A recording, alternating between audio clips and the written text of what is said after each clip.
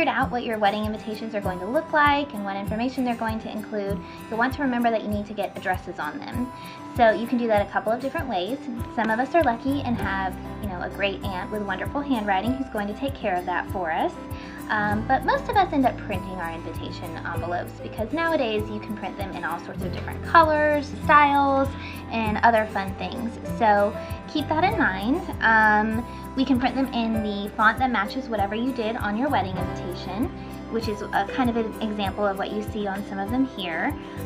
We usually put the invitation return address on the flap of the envelope, so that way the guest names can be centered nicely on the front of the envelope.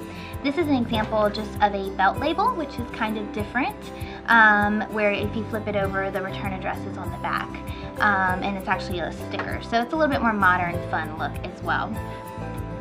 Also, you could consider doing calligraphy, which we have some examples of here, and that's going to be kind of a different look because it is done by hand, and the ink is mixed, and it's very much a one at a time sort of process. So you'll want to still print the return address though, keep that in mind if you're going to do calligraphy, or if you're going to write them, it's nice for you to print the return address for yourself so you don't have to write them every time.